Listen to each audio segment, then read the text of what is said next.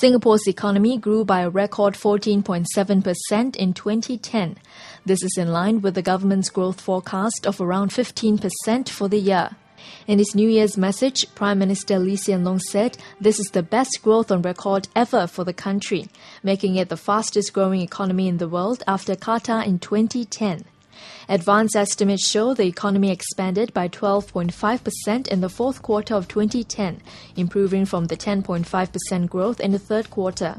This was driven by a strong expansion in the manufacturing sector and a tourism boom with the opening of the two integrated resorts. Manufacturing grew by 28.2% compared to 2009, largely led by the biomedical cluster, which saw a strong rebound in pharmaceutical output. The manufacturing sector accounts for 1/4 of Singapore's GDP.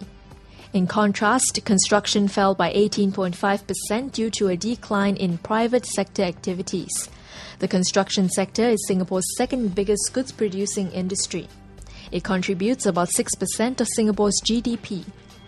The construction sector shrank 1.2% in the fourth quarter, reversing from its growth of 7.1% in the third quarter.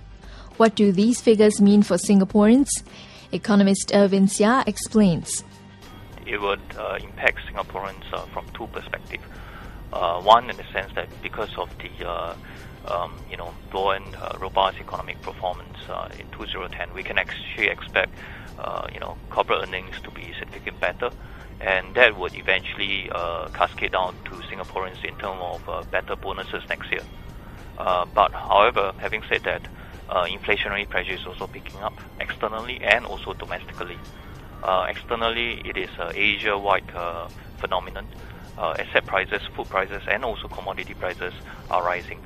Domestically, the labour market is getting tighter, so wages is expected to continue to increase, and also the policy-induced inflationary pressure, especially coming from the COE prices, and further hikes in foreign worker levies will soon be passed on to consumers as well.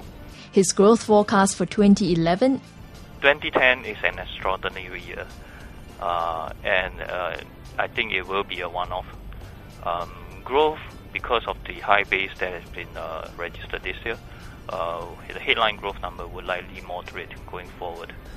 And we are seeing some signs of moderation in the manufacturing sector as well, particularly from the electronics segments, because of the inventory rebuilding cycle is coming to an end.